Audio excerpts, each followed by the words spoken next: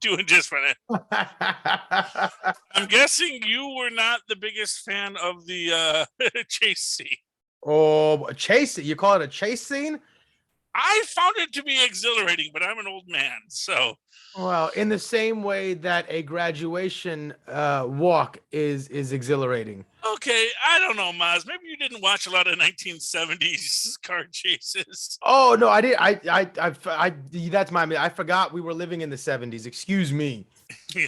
Well, to be fair, if you think about when the storyline of Star Wars takes place, yes. All I'm gonna say is I could not go that fast. I could not imagine. Come on, this is the future, for crying out loud. We have spaceships that can traverse galaxies. It's long, long ago in a galaxy far, far away. It says so right on the box. Perhaps there's some truth to that, but at the same time, on a relative scale of where they are in their progression as a society, they're far beyond us. They've traversed galaxies, right? They have ways of dealing with the limit of the speed of light that we can't comprehend that allows them to traverse. Yeah. But you're still in the city center. I understand that. But I mean, God, if I saw that chase scene in the Mandalorian series, I would think that everybody involved with that endeavor should be ashamed of themselves, much as they perhaps should be here. But at the same time, this show takes a more tongue-in-cheek approach to a lot of things. So maybe, I can see them going for, like, it felt like an episode of Lucy. That's what it felt. It felt like the rhythm and the movement. It felt like that scene from Lucy where she's making chocolate bonbons and stuffing her down her dress. Oh, okay, that's what it felt like. It's like, oh. Yeah. Well, it's got a very Back to the Future vibe of it. If you remember the car chase in Back to the Future where the kids on the skateboard, and actually the director is the same guy who did that. So, fair enough. There's an aesthetic they're going for, and yes, it is Little Rascal.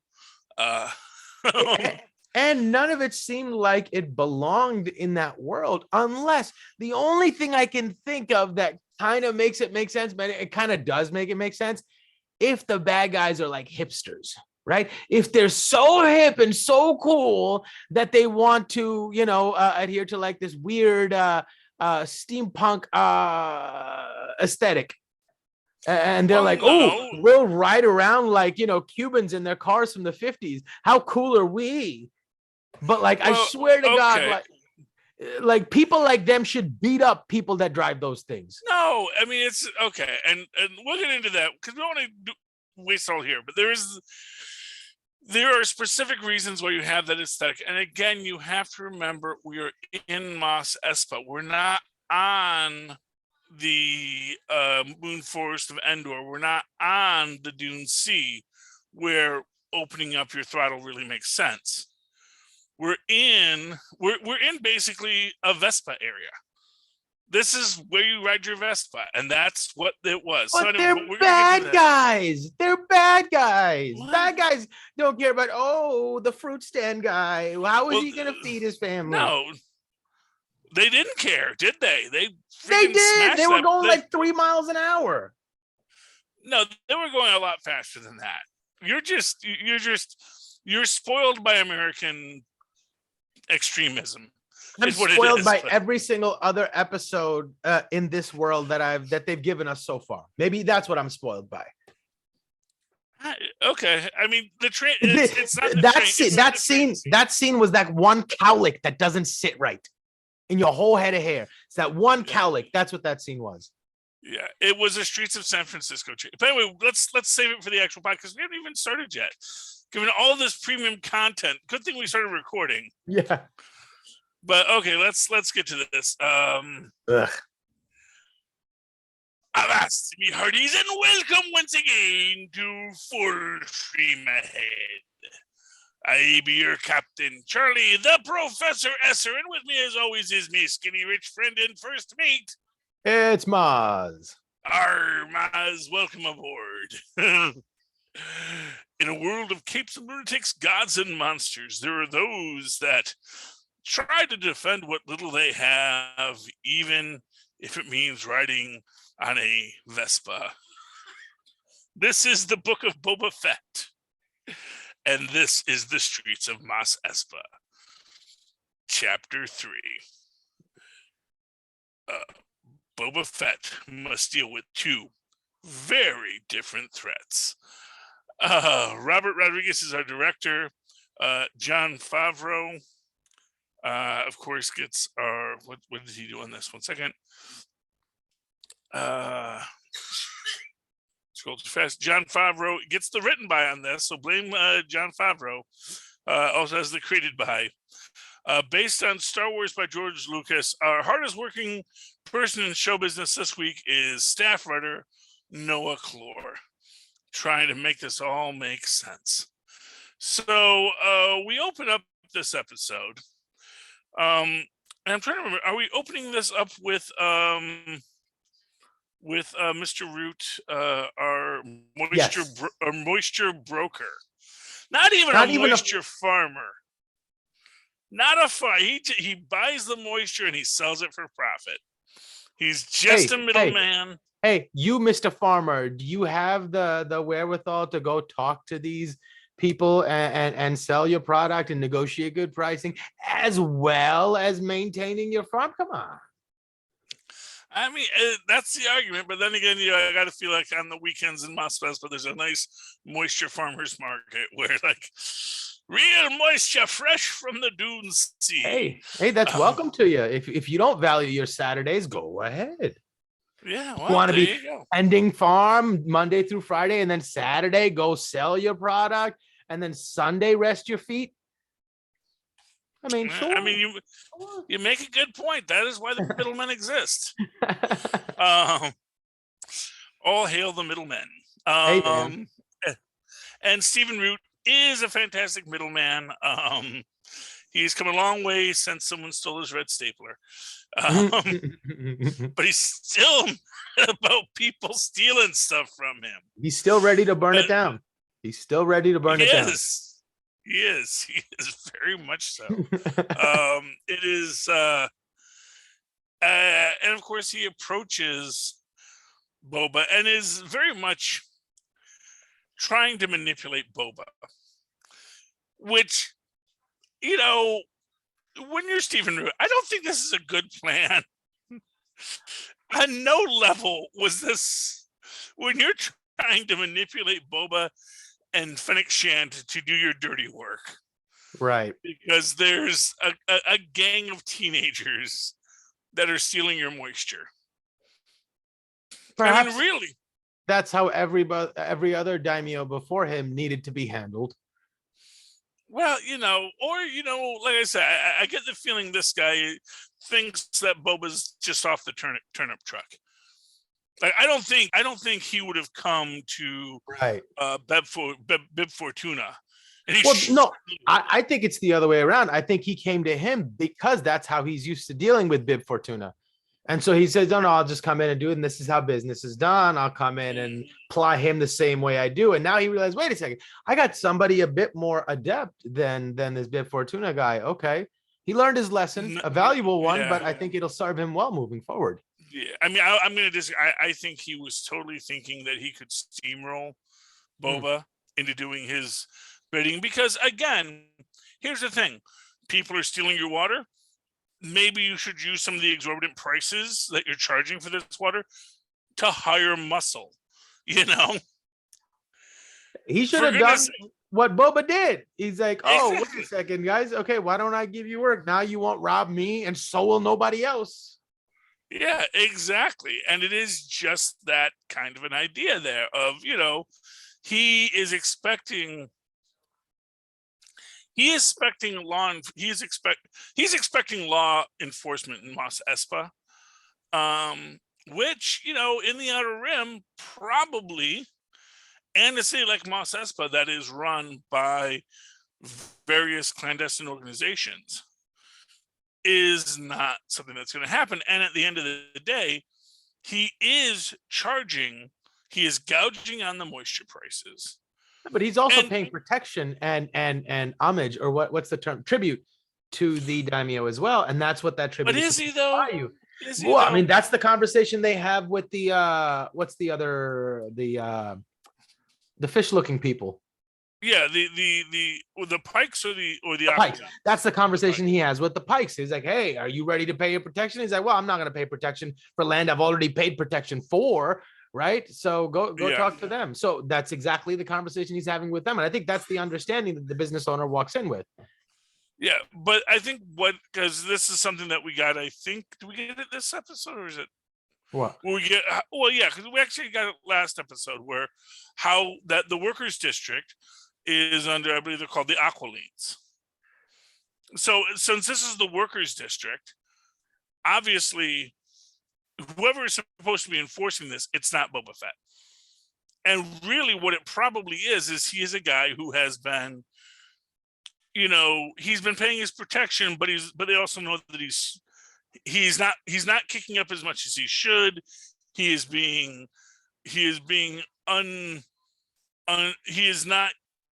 not using the resources he has well for either the folks that have seized control of the workers district or the workers themselves, because as they point out, it's the workers district, there's no work, and that's the real thing here.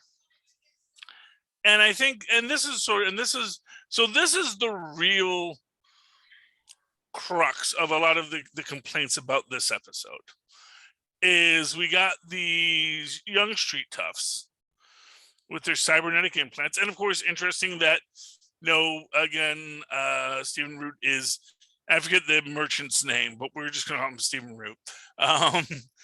That, he's complaining about how they're cyborgs. When, a lot of people in the Star Wars universe are cyborgs, including Fennec Shand, who is looking at him when he says that, But, so here's this idea with essentially teen punk culture. And, and again, this is, as I say, Mos Espa. This is essentially New York City. This is London of Tatooine, is what they're trying to convince us. And honestly, I couldn't tell it from Mos Eisley, but it's pretty clear that Mos Eisley is like, "Oh, well, you don't like it, why don't you go broker your moisture in Mos Eisley?" So there's kind of clearly a derision towards, "Oh wow, I guess New Jersey. I guess you just want to go to Mos Eisley." Yeah, exactly. Although New Jersey's amazing. Jersey. Right. I love Jersey. That's why Jersey's amazing. It gets it's beautiful. But it is also fun to make fun of. But anyway, so what you have here, and this is this idea that you probably have some degree of generational poverty and hard scrabble existence. And in these situations, people that are in that situation often try to find what is the one nice thing I can have. And they're going to trick it out, and they're going to make that aesthetic their thing. Because, they're not going to get, they're not going to get speeder bikes, they're not even going to get land speeders, I dig that. But for what it's worth, like, it really made me not appreciate the coolness of these characters at all. They immediately became like dweebs to me. I could not take them seriously. They're riding around in little like toy shiny like red wagons, like, oh, I don't know. Somebody should have seen that coming and say, okay, aesthetically this just doesn't fit for what we want people to feel about these characters. I thought the episode was great overall. I had no issues with it except for that one scene. And even that one scene, the only problem I had with it was how fast they were moving and the silliness of what their cars look like. Replace those two things, make them go faster, and the episode was beautiful. But just that one scene I just thought was so jarring and weird and out of place. And again, I think it's the kind of thing that I think if you were more into the 60s mod culture, which is what people have pointed out, that's the aesthetic that I know, but they needed to point it out for me to know it. The vast majority of people are not going to be able to put that together or associate any level of coolness with it. It just came off as looking like, like the shoppers of Walmart, that meme page that shows you Yeah. all Well, these. I mean, like to me, I took it as these bright, vibrant 50s colors. The It looked idea of really dumb to me. It looked really dumb. okay, And well, then yeah. on top of that, to make them go so slow and then like Again, over I exaggerate. don't think they were going Whoa! slow. I don't think they were Whoa! going slow. I think that's the thing. I don't think they were ever really going slow. They were I going think they were so slow, but they were acting like they were like, going so yeah, fast. if you So it watch made it Fast even and the more apparent Furious, how slow they were going because they were trying to tell me, "Oh, look at me, I'm going fast." It's like, well, don't tell me. Show me you're going fast. It's like, oh, well, it, no, but you it, can't do that if you don't have a straight line to go in. You can't go fast. yeah, but you can And that's like the thing. cut like not so sharp turns and have like really wide and like do some damage or something. Make it more interesting. They did a lot of damage. That's the thing. It's like I think I hear what you're saying, but I also think that maybe you're judging it more harshly because you've been fed nitro boosted, drag races and Fast and the Furious, and you're not, look, if you were gonna make it slower, at least make it look cooler. I'm just saying that scene did not succeed in maintaining the suspension of disbelief. I was completely pulled out because I had to look over at my and be like, "Oh, did you see that?" Oh, like I had to make an aside comment and then I was like, "Oh, okay," and then I had to like wait till that scene was over and then refine that feeling to connect with these characters again because I just didn't want to look at them. It's like, "Oh, look away." It was that cringy. Look away, look away. Yeah. It's like when Kramer comes out from like next? his apartment that he's been filling with smoke for a week and he goes, "Look away. I'm hideous." Yes, exactly. Well, as he said, he was fine with lung cancer and emphysema, but no one said it would ruin his face. This is how I make my money. Exactly. Which is true for Kramer if you're, he's kind of a guy who gets by on his charisma. So, yep. Anyway, getting beyond this moment, yeah. I do find it interesting to ask where is the mayor in all this, because we do have them going to the mayor's office, which is the impetus in this, and it basically that's what leads to this low speed car chase. To me, it signals that the mayor has put the signal out. Everybody man their battle stations. He's at his location, his command center. Stuff's about to go down and he knows it and he's getting himself prepared. That's what it felt like to me. I think he's in I wouldn't go command center, I'd say bunker. But yeah, whatever. He's got his canned moisture and his canned air. He is waiting for whatever the Pikes are gonna do. And we get a black I know it's not black chrysanthemum, but it's black crush, the big Wookiee. BK. BK. I've heard people call him BK, and that's way easier. And honestly, sounds way more like BA Baracus. So I'm with that. It fits his character a bit more than Chrysanthemum or what. I don't know.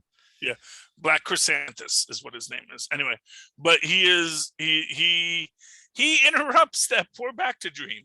So which is not a nice dream, by the way. It's a rough one because that's where Boba rides out triumphant after destroying the train and taking everything in these things. He's going to bring all this wealth back to it's kind of. Did you ever read The Black Pearl in high school? No. Oh, it's a John Steinbeck story. It's about pearl divers and this one diver who finds like this beautiful black pearl. And he just feels like this is going to change everything. And of course, I'm sure as you know, pearl divers, they live this hardscrabble existence. They're usually, the people of the area, and the wealthy colonizers come in and they always are cheating them on what the value of the pearls they're bringing up in are. And, anyway, and basically they have a Stephen Root problem. Yeah, they have a Stephen Root problem. And, effectively, but anyway, so it just reminds me a bit of the Black Pearl here, and this idea that I feel like Boba is riding out thinking he is gonna be the hero. He's bringing back the money. Everyone's gonna benefit from this, and when he gets out there, They say, dude, yeah, you took out our train and we don't like that, but we're already paying the biker gang, the speeder bikes, that Mozz thinks move fast and thinks is really cool. Mozz says the speeder bikes are cool, and and we're already paying protection to them. We're not going to pay it twice, because we don't know that you can even hold this land. Because quite frankly, before you showed up, we were picking you guys off as we rode through. And after what we find out towards the end, it seems like they were in on the plan. They were just like, okay, the mayor told them when this guy shows up, tell him somebody else is already paying protection, then he's gonna go look for that. It was all like he's just walking into their path that they've laid out for him so far. Yeah, well, I mean, I'm not sure how it's going to play out. I mean, obviously, there was that question: was it really the biker gang that killed the Tuscans? To be fair, it would not put.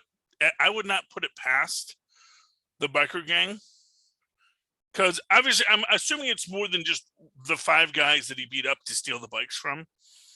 I'm going to wager that it's a much more. It's sort of like it's. When you go up against the Hells Angels or any of the other groups of outlaw bikers, there's an outlaw biker gang that controls transit in this area.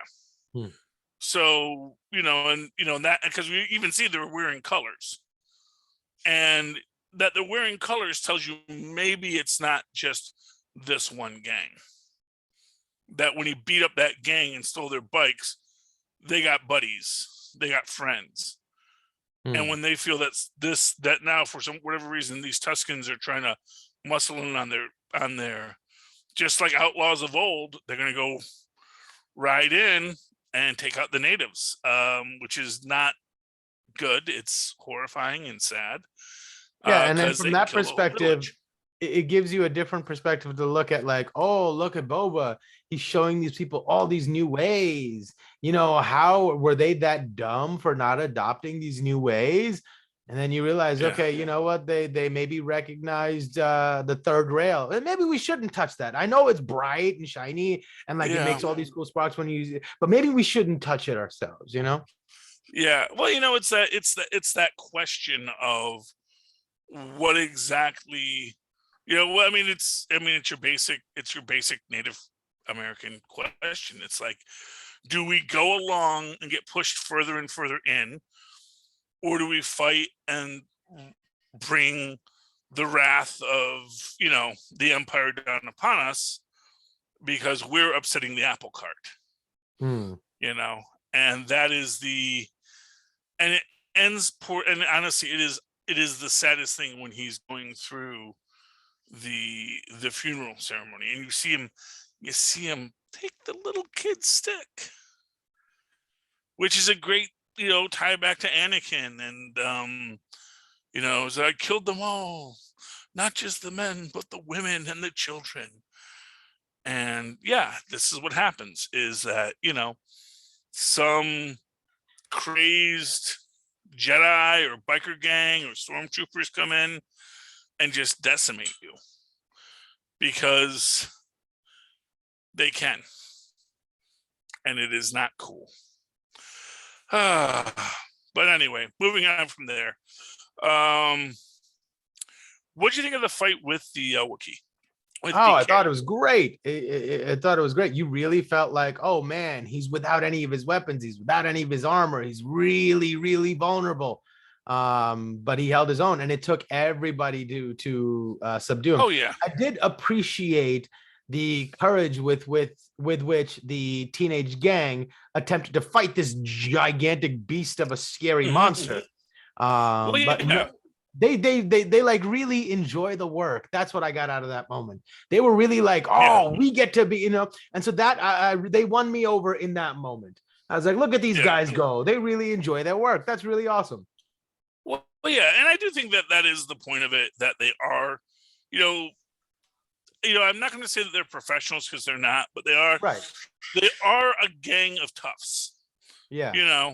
And they're honest about their toughness, right? They're genuinely tough, right? They're not just like putting on a front. They really are who they say they or who they want to be. In a moment that found themselves Exactly. having to find out who they are, they found out that they were who they thought they were. So that was, I thought, a really, really cool Yeah. moment. And that is good. And I like that. I was actually waiting for them to actually, have the because they dropped the Wookiee in the Rancor pit. It's like, well, I guess we got a Wookiee pit now. Yeah, yeah. I'm sure if we don't feed him enough, he'll want to kill whatever we throw down there, right? Yes. Well, to be fair, that's what Chewie was doing Yeah. back in the day. He was in the, when Han throws him in. Good I will thing say, Han learned a little the squealing bebops, that made me laugh.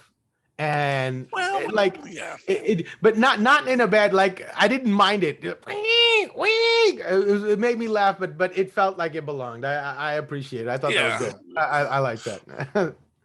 I like that. And again, it's this idea of loyalty, that he is commanding loyalty from these people. Yeah. And he is commanding, in fact, one of the best parts of this scene is when he says, to the, I always want to call them orcs, because they I call remind me them of the orcs from D&D.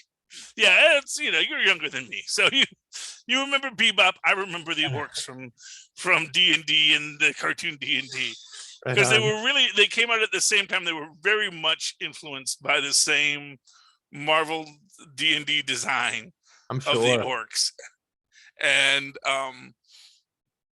but I like the fact that we're getting so much more of these characters, of these beings that were just cannon fodder before. And now it's like, it's like when now they get to heal in a Bacta tank. Well, yeah, and for what it's worth, that's like he's like saying, "Put him in my Bacta tank." He got bit by a Wookiee. Although actually, I think Boba got bit by a Wookiee too. Right. In fact, I remember telling Tristan the times, like, "Oh no, he got bit by a Wookiee. Now he's going to turn into a Wookiee." A were-Wookiee? A were-Wookiee. Yeah. Hey, maybe he'll grow his hair back. Oh, wouldn't that be lovely? Once a month he has hair. Yeah. What I 2, 1. And so for me, the whole thing with when Boa puts his orc guard, his Bebop guard, in the Bacta tank, this was him making clear, we are a family. Which is really what this always goes back to when you break it down as you go through it, is this idea that,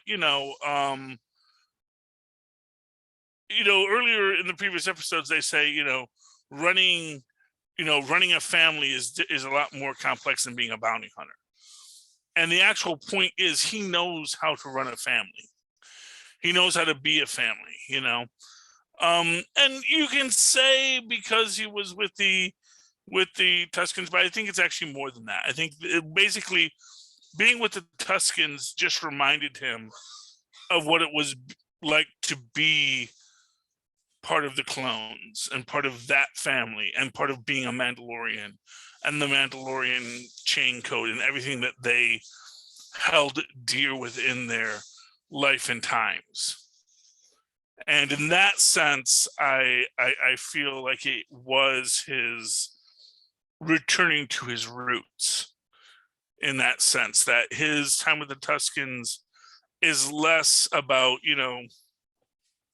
the outworlder learning the primitive ways, and more about the outward worlder reconnecting with the universal truths of these ways. This is something that gets brought up sometimes about how, Tuscans don't have don't speak of the Force, but the Force still flows through them because they are part of the Force. The Force is through all things, and in that flow of the Force, everyone is connected within the universe, and that is what the Tuscans understand, and what I think Boba has understood as well, is this connection of all of us.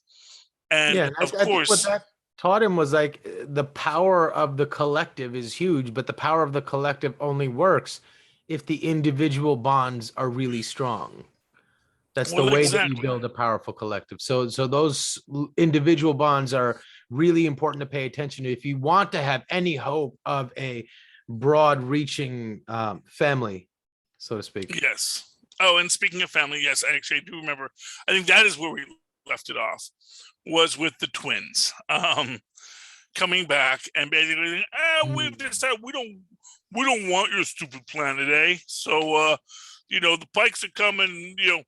If you want to go fight the Pikes for some reason, I don't know why you'd want to do that, but we're gonna go back to Hutta and go dip our butts in chocolate. Oh, that guy, yeah. Don't tell anybody he came from us. Do what you want with him, but yeah, he didn't come from us. Oh, and by the way, take this off our hands too. Can I leave my garbage here? What was their intention with leaving the Rancor? Because I feel like they don't have any good purposes, but why would they give them the Rancor? And why would they not want Black Chrysanthus back? Well, they don't want Black Chrysanthus back. Well, there's like two levels to this. So, there's lots of ways you can read it. One is they're giving a gift to indebt Boba to them. It's lovely Rancor. Remember when we gave that to you?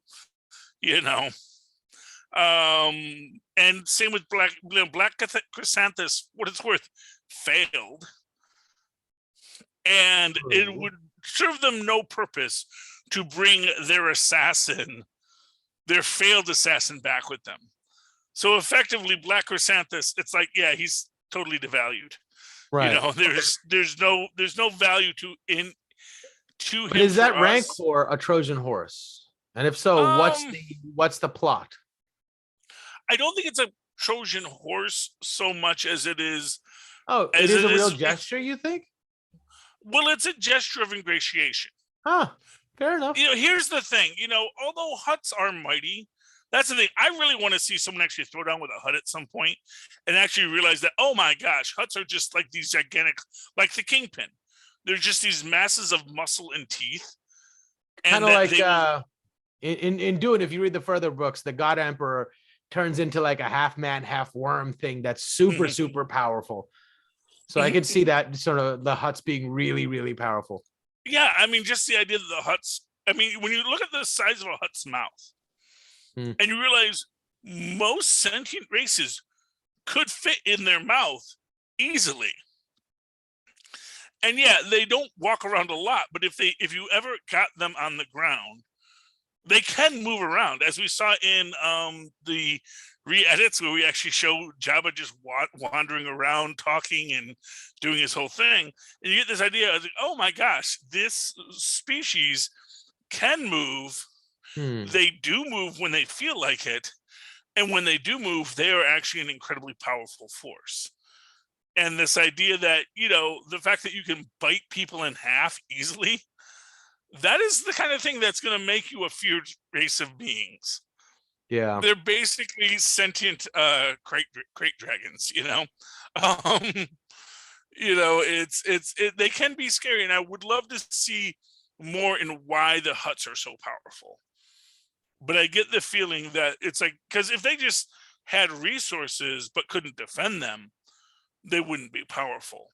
Right. It's the fact that they have resources, could defend them, built up their power bases, and then expanded throughout the universe or the galaxy.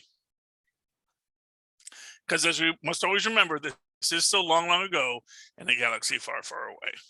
I love that they have like a gravity suspended platform to bring the Rancor in, but for their own purposes, to carry them around, they have real people.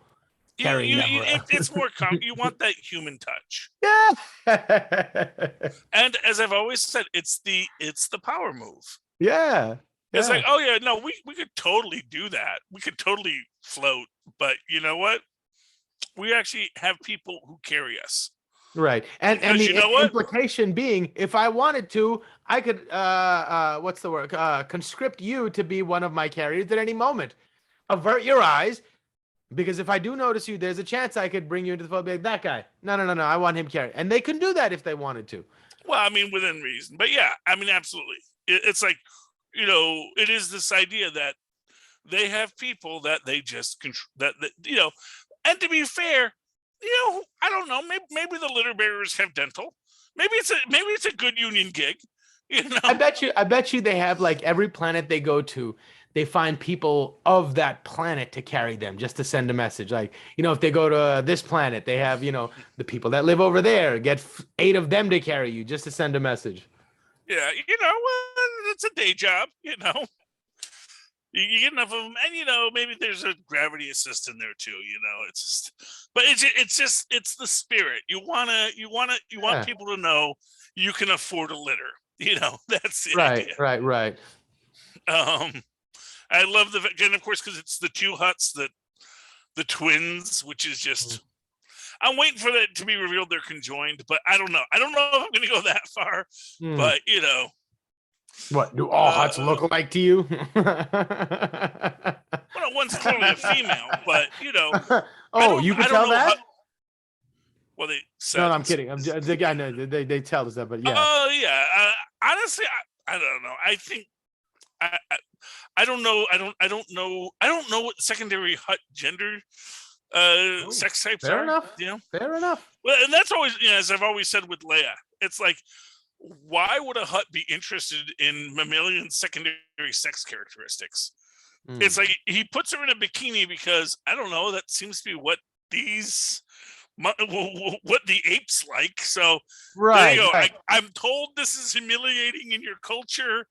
You're well, humiliating. Not well, yeah, but that's how you dress up an ape, right? Exactly. That's how you like it when you buy a car or something. You got to get it buffed and shined, whatever. This is what you do with one of these.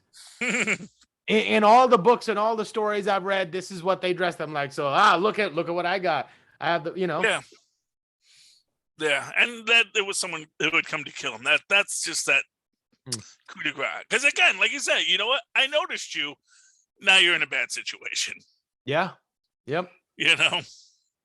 No one invited you. You could have stayed home and none of this would have happened. But exactly. You came here. Yeah. You came to my house to cause problems in my house, and I don't know why you guys do that. Yeah,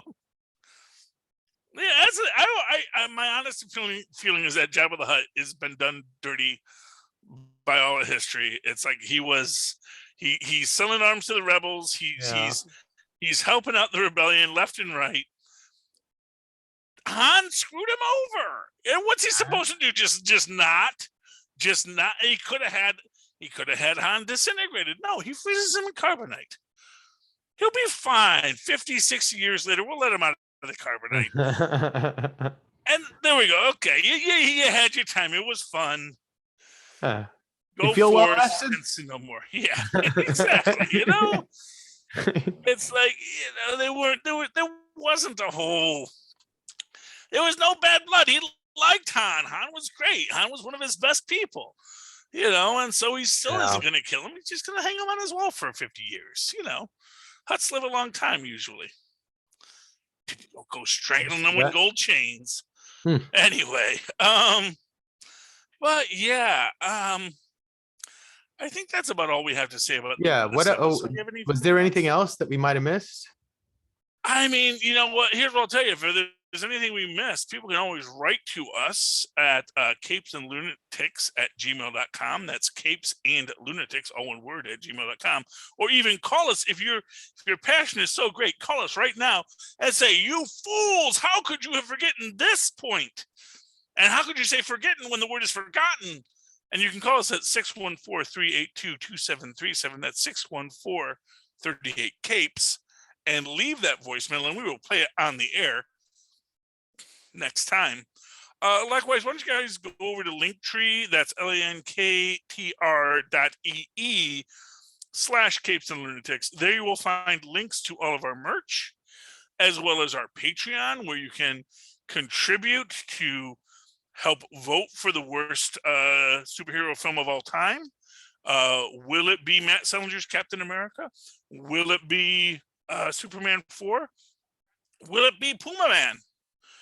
Puma Man's in the running, kids. So, you could help make all of that a possibility if you contribute funds to the Patreon, because we are on our own here. That's lanktr.ee/Lunatics, or just buy a t-shirt. That's always nice too.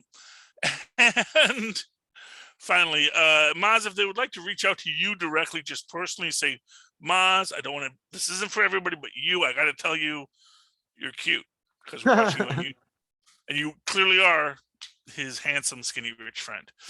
How can they speak with you about that? They can email me at mozzmanzor@gmail.com, or find me on Facebook under Mozz Manzor. That's MOZZMANZOOR. And of course, if you'd like to write to me in that old-fashioned email way, where mothers and fathers once did, through the genetic blockchain of Boba Fett, you can do so at superconnectivityblog@gmail.com. That's superconnectivityblog, all one word, @gmail.com. Of course, follow me on Twitter as I live tweet Naomi Tuesday nights at 9 on the CW.